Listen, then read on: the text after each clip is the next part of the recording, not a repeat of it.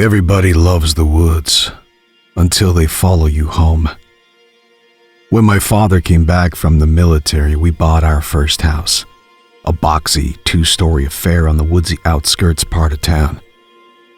I was 12, going on 13 then. Our neighborhood was a little off the beaten path, nestled somewhere between shaded canopy roads and miles upon miles of Tallahassee timber.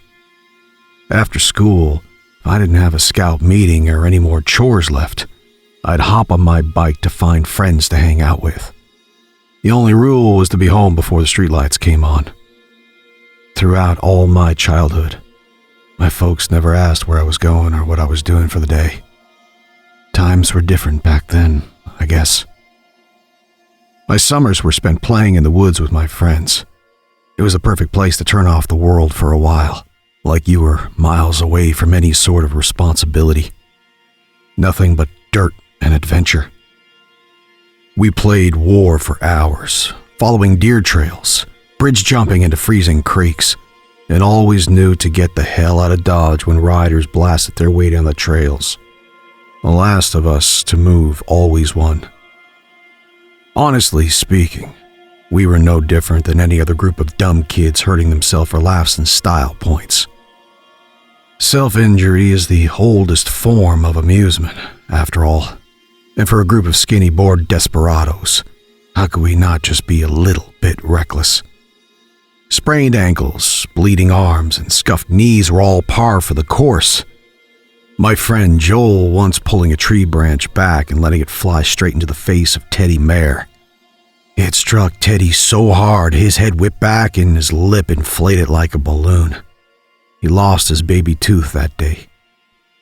Sometimes, if we ever felt up to it, we'd make the trek to Hollow Sink Park to stare at the sinkholes that tourists came to gawk at. The park was littered with them, but we mostly went to see the dismal maw. At least we did until some kid drowned in it. A friend of mine once said he saw the boy's white face staring at him from the black water. I figured he was full of shit. I knew the woods like the back of my hand, and other than a decent escape for us, they had also become a series of shortcuts we could use to reach each other's houses, lickety-split. Hard to get lost if you memorized landmarks and stuck to the damn trail. Neglecting that is how most poor souls ended up on the news. One evening, I was with Joel in his garage trying to complete our construction of a bike ramp for the summer. Despite the sky draining to a dense bruised color, I stupidly let him razz me into staying just a bit longer to get more of the ramp done. If not for the looming threat of my old man ripping me a new one, we'd probably have had it all finished, but I waved him off and rode the bike home. I decided to cut through the woods. It was my only chance to beat the automatic circuits of streetlights that were waiting for enough light to disappear. I followed down the path as it dipped into a creek and then smoothed out into a single-track lane. Wet clods flew off my tires as the gears buzzed and jittered along the trail. I was still saving up for one of those fancier rock hoppers that riders use, but until then my clunky hybrid was enough to get me around. The sun dropped like a beacon in the distance, taking away what time I had left. I had to hurry. I kicked it up a notch, speeding through the trees and the Spanish moss that hung from them like a hippie's dreadlocks. But just as I crested the brow of the hill, I suddenly had to stop. My upper body jerked forward off the seat as I slammed on the brakes and brought myself to a crunching halt along the grit. Ahead of me, just a yard or so away, the body of a white-tailed deer blocked the path. It was lying on its side, all 4 legs splayed out from under it. The skin had been torn away from its back, leaving the pelt to sag around the exposed flesh, damp with blood. Great chunks of meat were gone, carved out by sharp teeth from whatever had killed it. Somewhere within the ragged, chewed muscle, I thought I could make out the semblance of a spine, a fresh kill. Predators weren't uncommon here, but they mostly stuck to the human-free spaces of the forest. As many times as we explored this place, we very seldom ever saw them.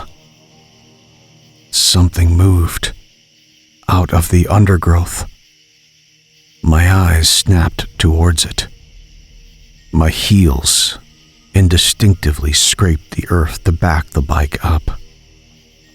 A large black hound. It was a mangy-looking thing, romping out of the covert and toward the corpse. A wolf? I thought, as my eyes traced the thickets for any more signs of movement. There didn't seem to be any.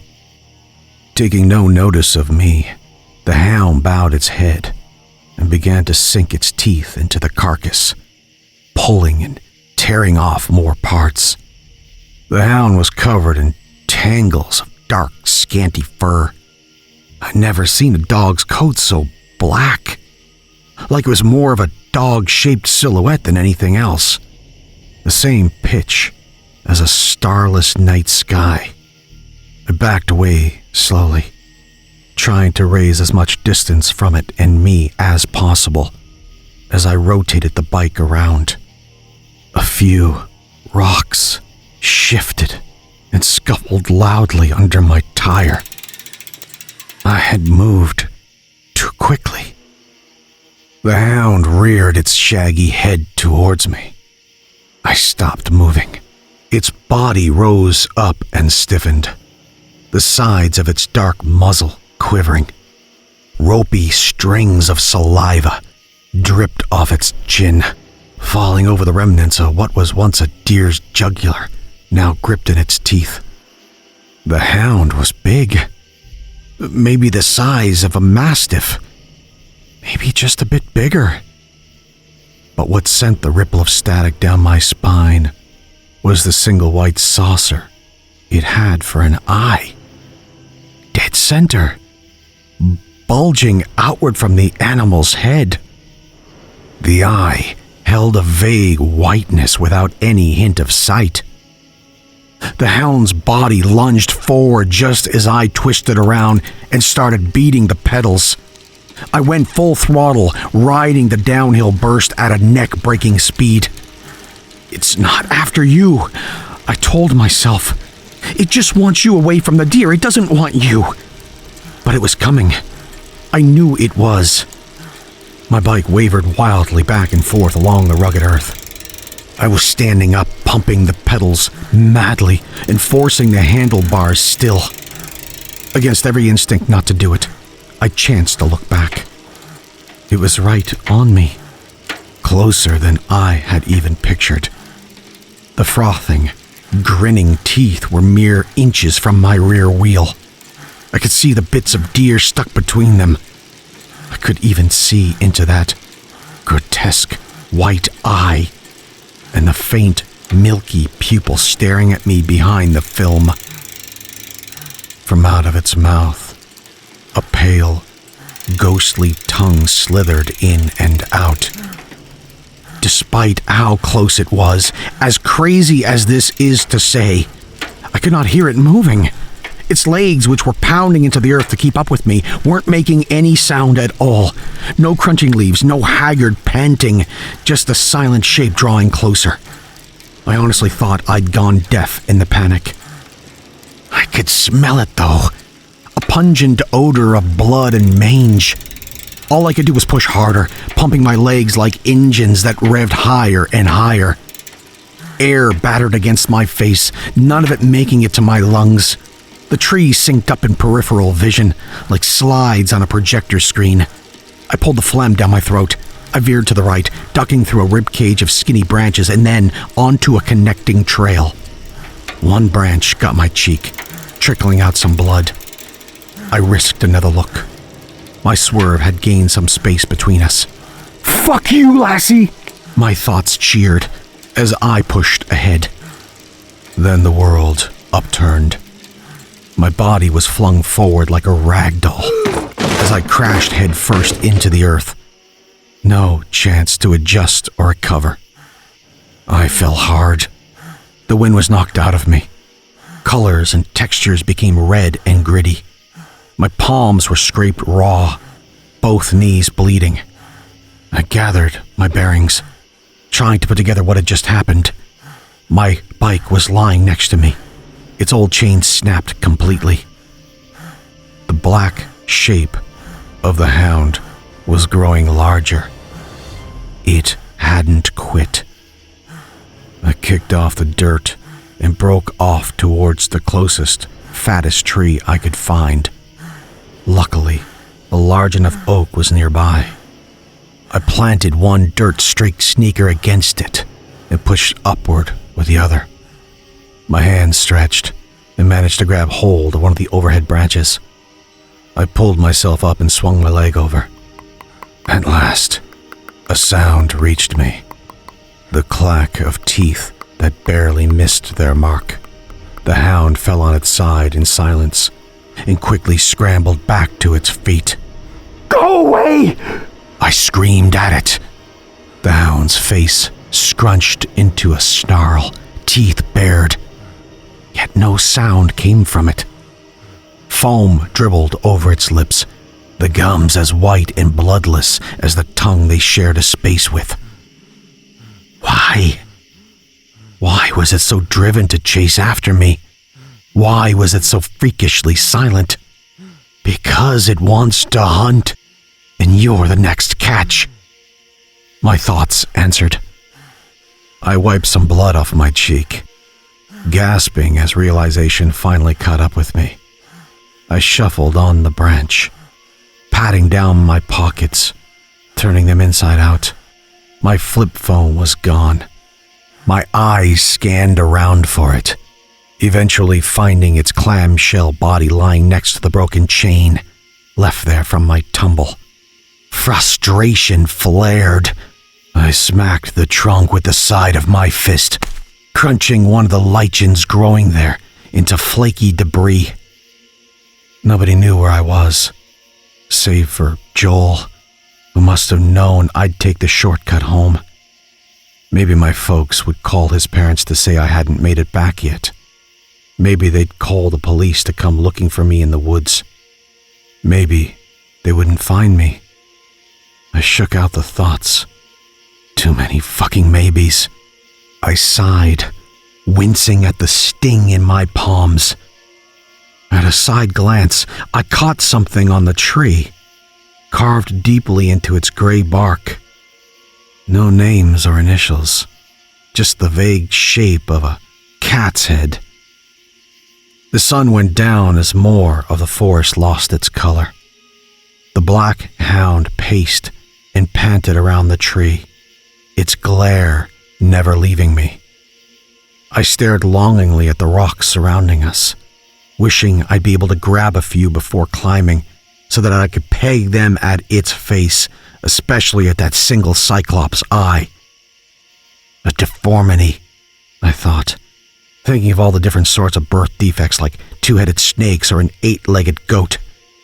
Still, that didn't explain how the hound was so unnaturally muted, quiet as a ghost.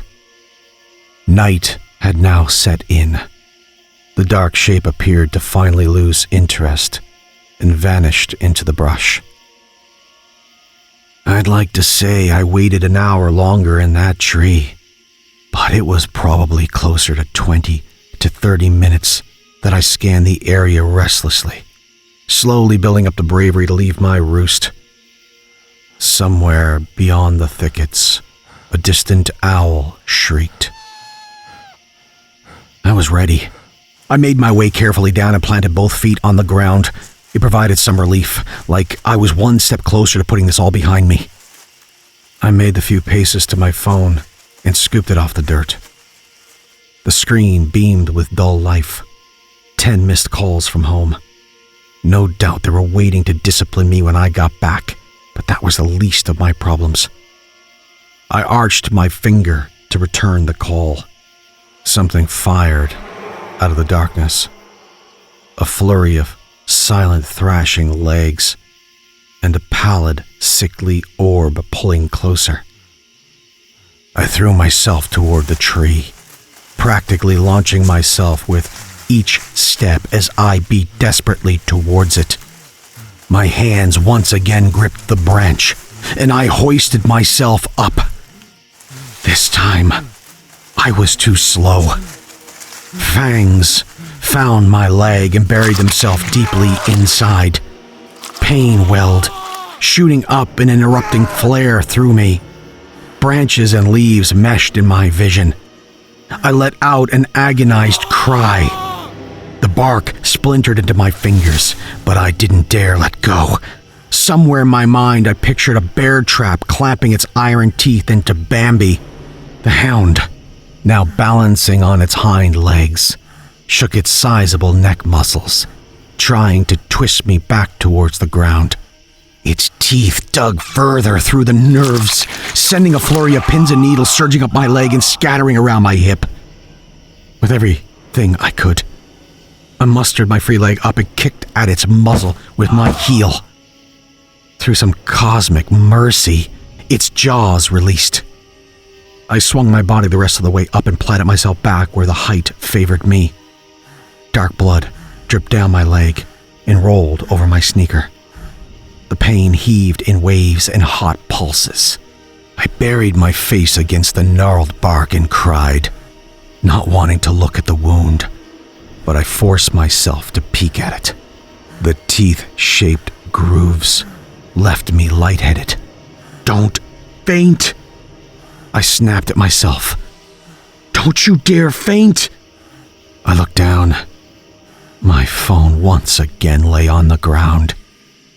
I couldn't help but cry some more. The hound sat there and stared up at me, its bulbous cyclopean eye marking me in a world without end. Fresh blood, my blood this time, reddened the foam around its snout. It had waited the whole time, queuing itself up for me to let my guard down so it could take me out. I wasn't just trapped there. I was a bird with a broken wing. Thank Christ the hound couldn't climb. I bit back my tears, trying for a moment to picture myself acting tough in front of the guys. It helped somewhat. I resorted to calling out for help, hoping that just by chance someone might hear me and come looking. The hound once again vanished into the tree line, but I knew there wasn't a chance in hell I was going down from the tree again. I could still feel the beast there, watching me from the bracken, waiting with tireless patience. For the rest of the night, I smacked away the gnats and mosquitoes trying to eat me alive. Can't say I blame them. I was probably a smorgasbord for their tiny alien mouths. I was cold, scared, and hurting. Every so often, another spasm of pain would shoot through my leg and fill my head with chilling thoughts. Nerve damage, infection, amputation. What if I could never run after this? What if there was nothing after this? It was impossible not to think about. Every time the panic flared back up again, I would scream and shout for help until my throat went dry, desperately breathless. An eternity passed. The sky shifted into an orange-blue tone. Sunrise was on the way. Enough sunlight now began to brighten the forest. I fell back on shouting for help. Everything hurt. An tempting need to vomit roiled in the pit of my gut. I clung to the tree and shouted whenever enough air allowed it. "Hey! Everything okay?" A man's voice eventually called. I looked down. There was a young couple parked on waspy yellow bikes, both of them wearing bright lycra jerseys. They'd happened to be riding the trails that early morning and heard my cries. Kid, are you okay? The tallish man called again. There's a dog! I shouted back. Watch out! Both their necks swiveled but then returned to me. The man approached my tree.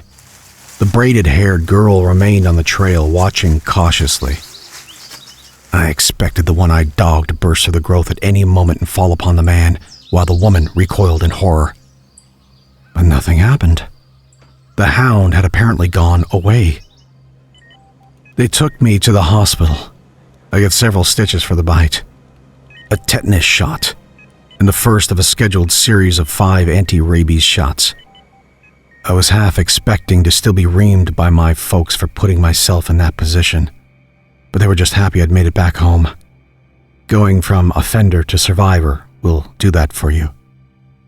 Even as my friends ribbed me, calling me scared or too chicken shit, I refused to ever step back into that godforsaken place. For the next 3 or so years, I dreamed about the hound, but in my dreams, I would never make it to that tree. My bike would fall apart.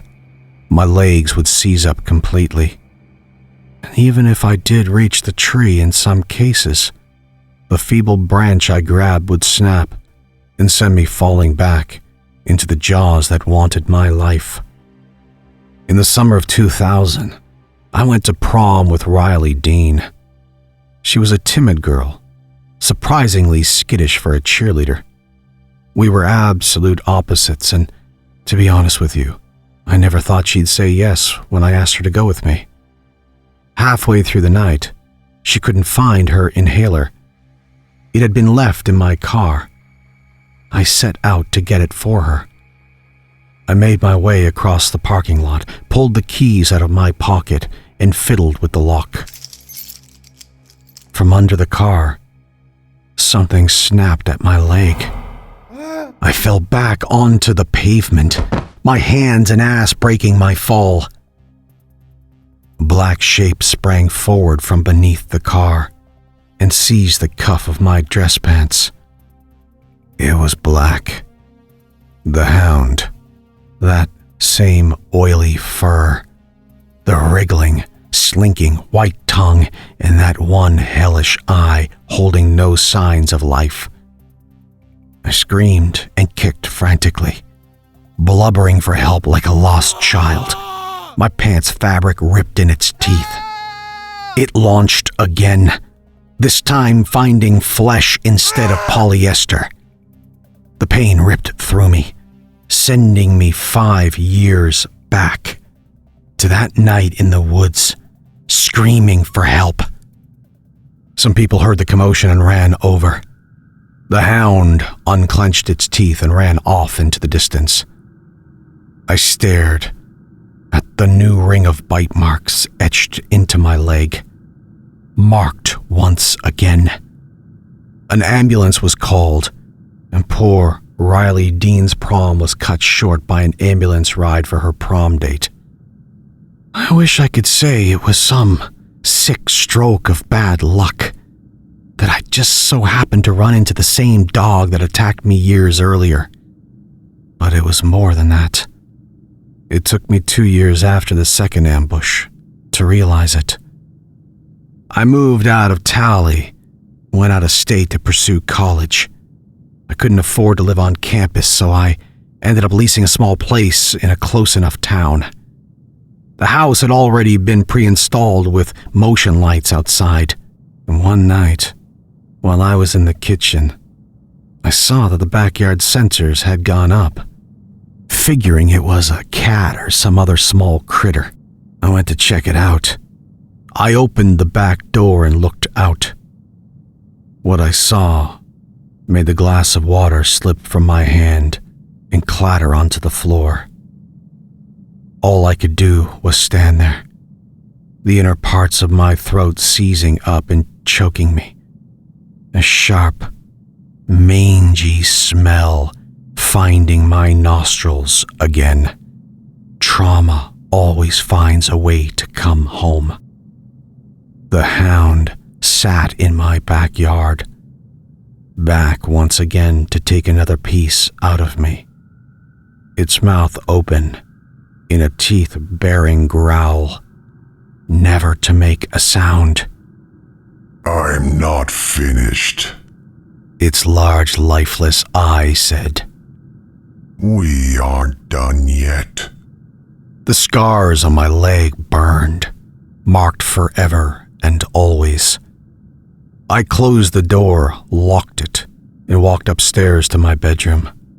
There was not much else I could do. For half a moment, I actually thought about calling an animal control and telling them a rabid dog was loose in my yard. But the beast would be gone by then. It was always gone by then.